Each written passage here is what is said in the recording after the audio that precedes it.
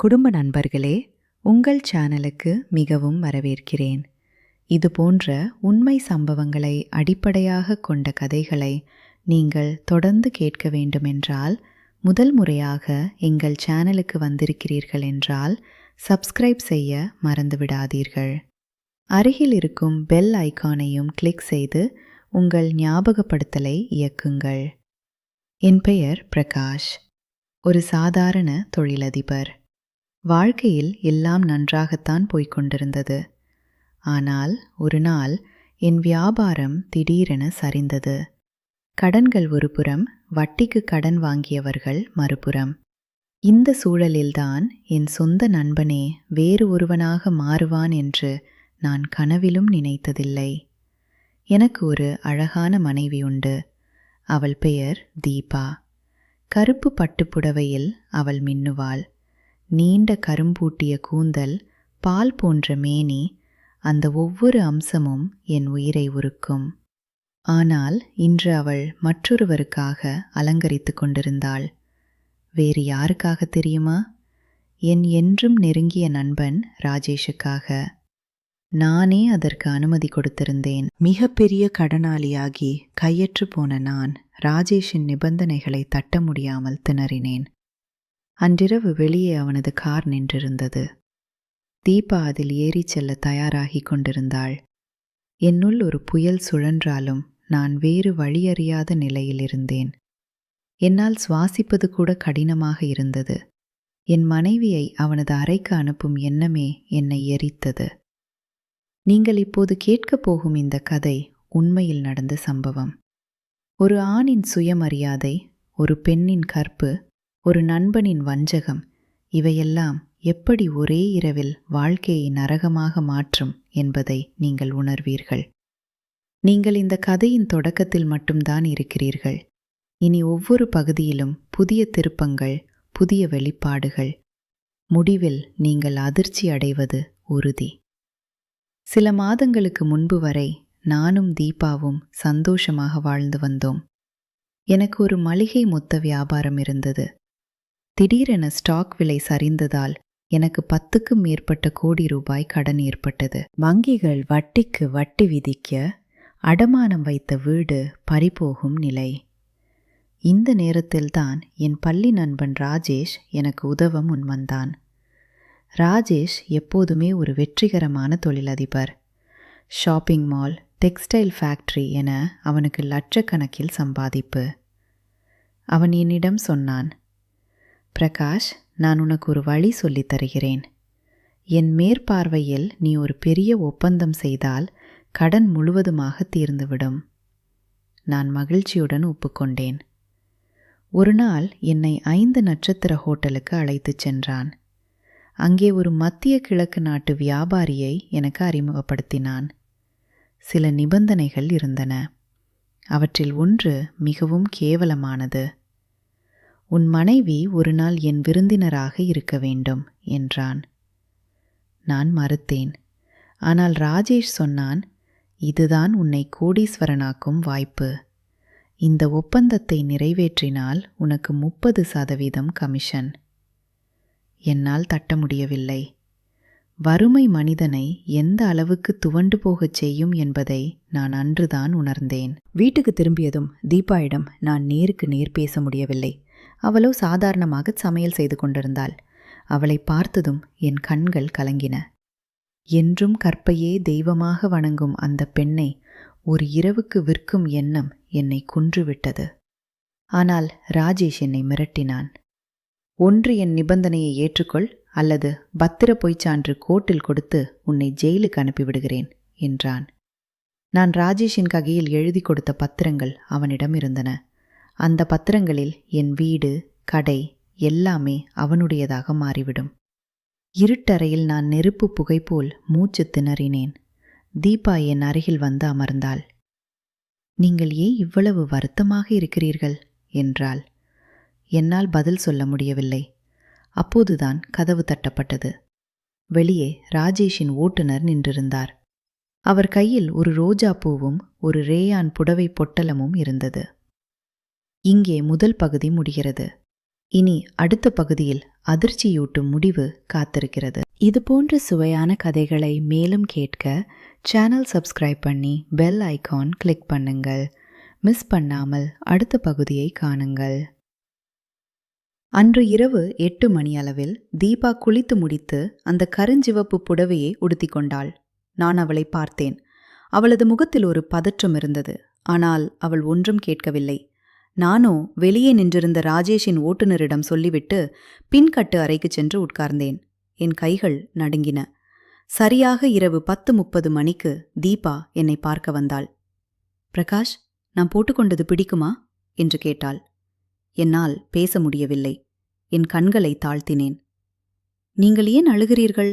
ஒரு வியாபார கூட்டம், அதற்காக நான் போகிறேன், அவ்வளவுதானே என்றாள் அவள் வெகு இயல்பாக. அவளுக்கு எதுவும் தெரியாது. ராஜேஷ் என்னிடம் சொன்ன வியாபார கூட்டம் இருட்டறையில் நடக்கும் கொடூரமான ஒப்பந்தம் என்பதை அவள் அறிந்திருக்கவில்லை. நான் பொய் சொன்னேன். ஆமாம் தீபா, ஒரு சாதாரண இரவு விருந்து. நான் கூட விரைவில் வருகிறேன். அவள் நம்பினாள். ஏனென்றால் அவள் எப்போதும் என்னை நம்புபவள். இரவு 11:15 மணிக்கு ராஜேஷ் நேரில் வந்தான். அவன் என்னை ஒரு மாட்டை பார்ப்பது போல் பார்த்தான். பிரகாஷ், ரொம்ப யோசிக்காத. இது வெறும் வியாபாரம். உன் மனைவி கெட்டுப்போவதில்லை. அவள் ஒரு நாள் என் விருந்தினர். பணம் உனக்கு என்றென்றைக்கும் நிம்மதி தரும் என்றான். அவன் வாயில் கேவலமான புகைப்பிடிப்பு மனம் வீசியது. நான் அவனை கொன்றுவிடலாமா என்று எண்ணினேன். ஆனால் என் முதுகெலும்பு ஒடிந்துவிட்டது. கடன், வறுமை, பயம் எல்லாம் சேர்ந்து என்னை மனித சக்தியற்றவனாக மாற்றியது. நான் எழுந்து சரி என்றேன். அற்புதம்! ஒரு மனைவியின் விலை ஒரு இரவுக்கு ஒரு கடனுக்காக. ராஜேஷ் தீபாவிடம் போய், வாங்கம்மா, பார்ட்டி ரொம்ப அட்டகாசமா இருக்கும், உங்க கணவரும் கூட வருவாரு என்றான். தீபாவுக்கு பதட்டமாக இருந்தது. அவள் கடைசியாக என்னை திரும்பி பார்த்தாள். நான் அவளை தட்டிவிடலாம் என்று நினைத்தேன். ஆனால் என் கால்கள் செயலிழந்து போயின. தீபா காரில் ஏறினாள். கார் கிளம்பிய சத்தம் கேட்டது. ஒரு நிமிடம் நான் அப்படியே உட்கார்ந்திருந்தேன். பின்னர் வீடே முழுகி அழுதேன். என் அழுகை குரலை கேட்டு என் அம்மா வெளியே வந்து விடுவாரோ என்று பயந்து நான் தலையணையை வாயால் கடித்து கொண்டேன். திடீரென எனக்குள் ஒரு தீ வெடித்தது. நான் அவளை காப்பாற்ற வேண்டும். நான் அவனை கொல்ல வேண்டும். என் மரியாதையை மீட்க வேண்டும். என் கண்களில் இரத்தம் நிறைய நான் கத்தியை எடுத்துக்கொண்டு ஆட்டோ கூப்பிட்டு ஹோட்டல் நோக்கி புறப்பட்டேன். இந்த கதையின் அடுத்த பகுதியில் பிரகாஷ் ஹோட்டலுக்குள் நுழைந்து காணும் காட்சியே கதையையே மாற்றப் போகிறது. ஆச்சரியமா இருக்கா? சப்ஸ்கிரைப் பண்ணி வெயிட் பண்ணுங்க. அடுத்த பகுதி ஆன்லைனில் விரைவில். நான் ஹோட்டலுக்குள் நுழைந்தேன். ஏற்கனவே ராஜேஷ் எங்களுக்காக அறை முன்பதிவு செய்திருந்தான். ரிசப்ஷனில் இருந்த பெண், உங்கள் நண்பர் ஸ்பெஷல் ரூம் எடுத்திருக்கார், கலியறை முழுவதுமாக புக்கிங் செய்துவிட்டார், அதனால் யாரும் உள்ளே செல்ல முடியாது என்றாள். நான் பணத்தை மேசையில் வீசி எறிந்து, அருகில் உள்ள அறை எனக்கு வேண்டும் என்றேன். எனக்கு கிடைத்தது. சாவியுடன் நானும் அந்த அறைக்குள் சென்றேன். 2 அறைகளுக்கும் இடையே ஒரு மெல்லிய சுவர் மட்டுமே. நான் ஹோட்டல் கேலரிக்குள் நுழைய திட்டமிட்டேன். கத்தி என் கையில், மனதில் கொலை. கோபத்தின் உச்சியில் நான் சுவரில் இருந்த கண்ணாடி கதவை திறந்தேன். மெதுவாக வெளிச்சம் விழும்படி திரையை விலக்கினேன். என்ன பார்ப்பேன்? என் மனைவி அழுகிறாளோ? ராஜேஷ் அவளை தொந்தரவு செய்கிறானோ? எனக்கு ஒரே தூண்டுதல், கத்தியை அவன் மார்பில் பாய்ச்சிவிட வேண்டும். ஆனால் நான் உள்ளே எட்டி பார்த்தபோது நான் நினைத்தது ஒன்றும் நடக்கவில்லை. அந்த அறை ஒரு பார்ட்டி ஹால் போலிருந்தது. விளக்குகள் மங்கலாக. நடுவில் ஒரு வட்ட மேஜை. அதில் பர்கர்கள், பீச்சாக்கள், வைன் பாட்டில்கள். ஆனால் என் மனைவி அதிர்ச்சியுடன் இருக்கவில்லை. அவள் சிரித்துக்கொண்டு, ஆமாம், அவள் உரக்கச் சிரித்து கொண்டிருந்தாள். என் நண்பனுடன் கை கோர்த்து கண் கலந்து சுமூகமாக பேசிக் கொண்டிருந்தாள். என் கையில் இருந்த கத்தி கீழே விழுந்தது. நான் ஸ்தம்பித்து போனேன். தீபா என் பக்கம் திரும்பி பார்த்தும் விடவில்லை. ராஜேஷ் அவள் முடியை அருகில் சென்று சரி செய்வது போல் பாசமாக நடித்தான். என் காதுகள் நம்ப மறுத்தன. என்ன நடக்கிறது இங்கே? நான் கேலரிக்குள்ளேயே மறைந்து நின்று அவர்களின் பேச்சுகளை கவனித்தேன். அப்போதுதான் உண்மை அம்பு போல் பாய்ந்தது. அவர்கள் இருவரும் காதலர்கள். எங்கள் திருமணத்துக்கு முன்பே அவர்களுக்குள் உறவு இருந்திருக்கிறது. ராஜேஷ் திட்டமிட்டு என்னை கடனில் மூழ்கடித்திருக்கிறான். அவன் போலி ஒப்பந்தங்கள், பொய் கணக்குகள், நம்ப முடியாத மோசடிகள் செய்திருந்தான். தீபா அவனோடு சேர்ந்து என்னை அழித்திருக்கிறாள். அவள் பேச்சு, பிரகாஷை நம்பவே முடியாது. எவ்வளவு சீக்கிரம் மனைவியை விற்க முன்வந்துட்டான் பாத்தியா? ஆனா நமக்கு அதுவே சரியான வாய்ப்பு. அவனுடைய சொத்துக்கள் எல்லாம் பத்திரமா நமக்கு மாறணும். ராஜேஷ் சிரித்தான். இன்னும் 3 நாளில் அவன் முழு பேரில் கடனாளியாக வெளியேறுவான். அப்புறம் நான் அவனை ஜெயிலுக்கு அனுப்பிவிட்டு நீ அவனிடம் விவாகரத்து கேட்கணும். இந்த வார்த்தைகள் கேட்டதும் என் உள்ளத்தில் பனிக்கட்டி பிரவாகம் பாய்ந்தது. நான் காதலித்த மனைவி, நான் நண்பன் என நம்பி கடைசி சொத்தை விற்று காப்பாற்றிய நண்பன், இருவரும் சேர்ந்து என்னை சூதாடி என் மானத்துடன் விளையாடியிருக்கிறார்கள். பிரகாஷ் பழிக்கு பழி வாங்கும் விதம் உங்களை மெய் சிலிர்க்க வைக்கும். மேலும் இது போன்ற சஸ்பென்ஸ் கதைகளுக்கு சப்ஸ்கிரைப் பண்ணுங்கள். பெல் ஐகான் கிளிக் மறந்து விடாதீர்கள். அந்த இரவு நான் திரும்பி வந்தபோது நான் வேறு மனிதனாக இருந்தேன். மெதுவாக வெளியேறி ஹோட்டல் லாபியில் இருந்த சோபாவில் உட்கார்ந்தேன். என் மொபைலில் அவர்களின் உரையாடலை ரெக்கார்டிங் செய்திருந்தேன். வீடியோவில் தெளிவாக அவர்கள் மோசடி பேச்சுகள் இருந்தன. நான் உடனே அந்த பதிவுகளை என்னிடம் பாதுகாத்து கொண்டேன். மறுநாள் காலை நான் திட்டமிட்டபடி போலீஸ் ஸ்டேஷனுக்கு சென்றேன். ஆனால் நான் தனியே செல்லவில்லை. ஒரு மூத்த வழக்கறிஞரை சந்தித்து எல்லா ஆவணங்களையும் ஒப்படைத்தேன். ராஜேஷ் தொழிற்சாலை கிடங்கில் தீ வைப்பது, போலி விலைப்பட்டியல் தயாரிப்பது உள்ளிட்ட பல கிரிமினல் வழக்குகள் இருந்தன. தீபாவின் பங்கும் பிரதானமானதாக இருந்தது. நான் சில நாட்கள் காத்திருந்தேன். அவர்களோ வெற்றி களிப்பில் என்னை முழுதும் நசுக்கிவிட்டதாக நினைத்து கொண்டிருந்தனர். ஒரு நாள் தீபா வீட்டில் தனியாக இருந்தாள். நான் வழக்கறிஞருடன் வீட்டுக்குள் நுழைந்தேன். அவளை சந்தித்து, உனக்கும் ராஜேஷுக்கும் நடந்த உறவு எனக்கு தெரியும். உங்கள் இருவரது உரையாடலும் என்னிடம் வீடியோவில் உள்ளது என்றேன். அவள் முகம் வெளுத்து போனது. நீங்கள் ஏமாற்ற முடியாது பிரகாஷ். ராஜேஷ் பணக்காரன்.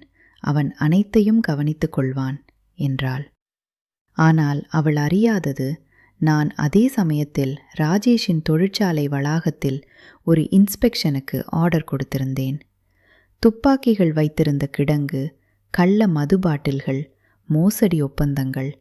ராஜேஷ் ஒரு பெரிய கும்பலை இயக்கி வந்திருப்பது வெளிச்சத்துக்கு வந்தது. அந்த சமயம் ராஜேஷ் வீட்டுக்கு வந்தான். என்னை பார்த்ததும் அவன் முகம் சுளித்தான். என்ன பிரகாஷ், கோர்ட்டுக்கு வர தயாரா என்று கேலி செய்தான். நான் சிரித்தேன். இல்லை ராஜேஷ், உனக்கு இன்ஸ்பெக்டர் வர இருக்கிறார், வந்து பார்த்துக்கொள். அவனுக்கு ஒன்றும் புரியவில்லை. சரியாக 5 நிமிடங்களில் போலீஸ் வந்தது. 5 பெரிய வாகனங்கள். அவன் வீட்டையும் தொழிற்சாலையையும் சுற்றி வளைத்தனர். ராஜேஷ் ஓட முயன்றான். ஆனால் என் முன்னேற்பாட்டினால் அவனுக்கு ஒரு கதவும் திறக்கவில்லை. இங்கே மிகப்பெரிய திருப்பம் வருகிறது. என்ன நடந்தது?